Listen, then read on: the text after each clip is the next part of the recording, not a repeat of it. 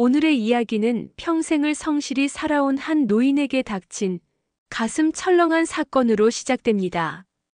그녀의 평생의 수고와 땀이 담긴 통장이 어느 날 사라져버렸습니다. 도둑이 든 걸까? 아니면 가장 믿었던 가족 중 누군가의 짓일까? 사라진 통장, 그 진실은 과연 무엇일까요? 김노인, 올해로 72살. 남편을 일찍 떠나보내고 혼자 자식들을 키워낸 억척스러운 어머니였습니다. 평생을 검소하게 살았기에 그녀의 삶은 언제나 아끼고 또 아끼는 날들의 연속이었지요. 남들이 명절에 한복을 차려입을 때도 김노인은 낡은 옷을 기워 입으며 돈을 모았습니다. 남들이 기름진 반찬을 먹을 때 그녀는 간장에 밥을 비벼 먹으며 하루를 버텼습니다. 그렇게 악착같이 모은 돈. 김노인에게 그것은 단순한 돈이 아니었습니다. 그건 평생을 견뎌낸 증표, 그리고 무엇보다도 자식에게 짐이 되지 않고 살 수 있는 힘이었습니다. 그만큼 김노인에게 통장은 인생의 전부이자 생명과도 같았습니다. 그녀는 늘 통장을 손으로 직접 만지고 눈으로 잔액을 확인해야만 마음이 놓였던 사람이었습니다. 요즘 세상 사람들이 말하는 모바일 뱅킹이나 카드 따위는 김노인에겐 불안하고 낯선 세상 이야기였지요. 그래서 밤마다 머리맡 서랍을 열어 통장을 꺼내어 보는 것이 김노인에겐 오랜 습관이자 위안이고 즐거움이었습니다. 그래, 이만하면 됐다. 앞으로 늙어도 큰 걱정 없겠지. 하지만 바로 그 통장이 흔적도 없이 사라져버린 겁니다. 그날 아침 평소처럼 서랍을 열었을 때였습니다. 늘 있던 통장이 보이지 않았습니다. 처음에는 대수롭지 않게 생각했습니다. 내가 어제 딴 데다 둔 건가? 하지만 책상 서랍, 옷장, 부엌 찬장, 이불장까지 집안 구석구석을 다 뒤져보아도 통장은 나오지 않았습니다. 침대 밑에 손을 넣어보고 쓰레기통까지 뒤져봤지만 허사였습니다. 그 순간 김노인의 등골이 오싹해졌습니다. 설마 도둑이라도 든 건가? 하지만 집안에는 도둑이 든 흔적이 전혀 없었습니다. 문도 멀쩡했고 귀금속이나 살림살이도 그대로였습니다. 그렇다면 통장은 대체 어디로 사라진 걸까? 김노인의 머릿속에 자식들의 얼굴이 하나둘 스쳐 지나갔습니다. 큰아들 장남은 성실히 직장에 다니며 제 몫을 하고 있었습니다. 돈 때문에 어려움을 겪는 일은 별로 없었죠. 하지만 둘째 아들은 달랐습니다. 늘 돈이 부족하다며 어머니 앞에서 푸념을 늘어놓곤 했습니다. 며칠 전에도 찾아와 말했었죠. 어머니, 요즘 사업이 영 잘 안 풀려요.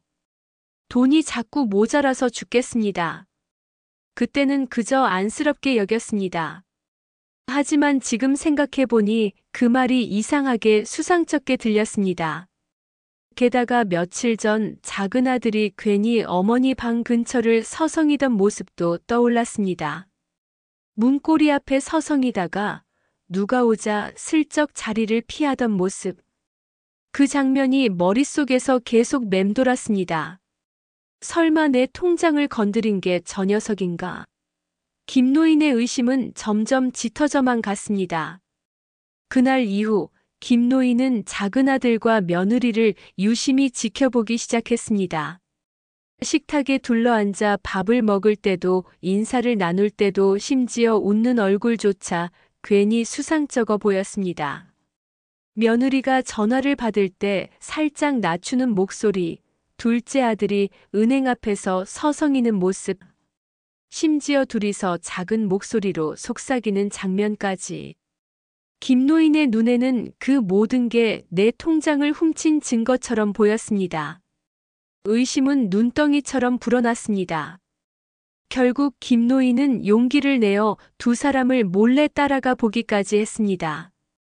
시장에 장을 보러 가는 모습도 커피숍에 앉아 있는 모습도 모두가 그녀의 눈에는 의심스러워 보였습니다. 저 속셈을 내가 모를 줄 알고. 김노인의 가슴은 불신으로 가득 차올랐습니다. 며칠 뒤 뜻밖의 일이 벌어졌습니다. 이웃집 박할머니가 집 앞에서 손짓하며 부르는 것이었습니다. 어르신, 이거 혹시 어르신 거 아니에요? 박할머니의 손에는 다름 아닌 김노인의 통장과 도장이 들려 있었습니다. 그 순간 김노인은 몸이 굳어버렸습니다. 아니, 이게 왜 거기서 나온 거지? 알고 보니 며칠 전 김노인이 박할머니 집에 들렀다가 무심코 통장을 두고 온 것이었습니다. 최근 들어 자꾸 깜빡깜빡하던 기억. 사실은 치매 초기 증상이었지만 본인조차 제대로 알아차리지 못했던 겁니다. 그제야 모든 의심이 풀렸습니다. 자식들은 이미 어머니의 변화를 눈치채고 있었습니다.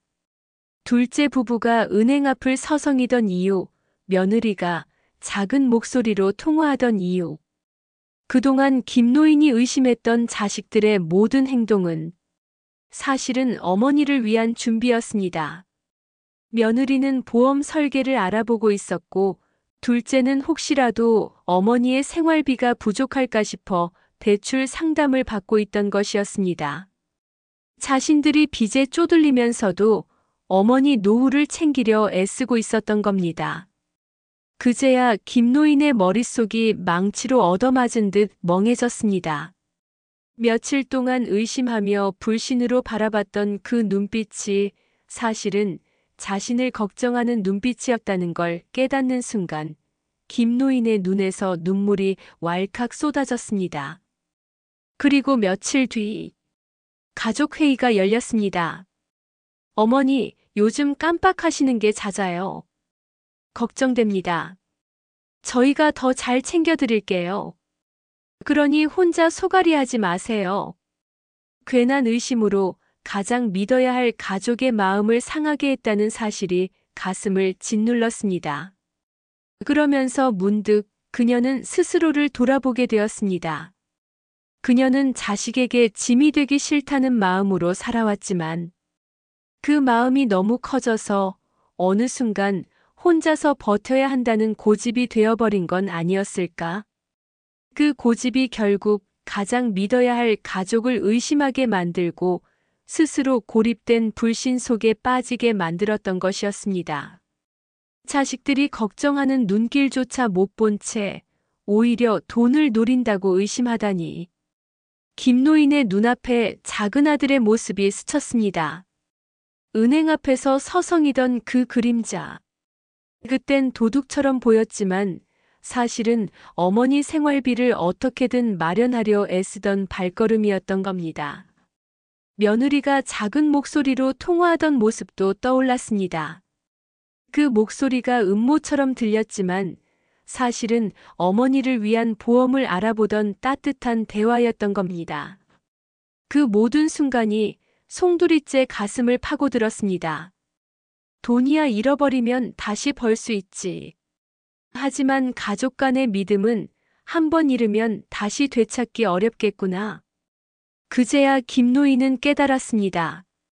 평생 모은 돈보다도 함께 살아가는 가족이야말로 자신의 인생에서 가장 소중한 재산이라는 것을 말이지요. 혹시 여러분도 괜한 오해와 불신으로 가족의 마음을 아프게 한 적은 없으신가요? 돈은 잃어도 다시 벌 수 있지만 한 번 무너진 믿음은 되돌리기 어렵습니다. 그러니 곁에 있는 가족을 항상 아끼고 믿어주어야겠습니다.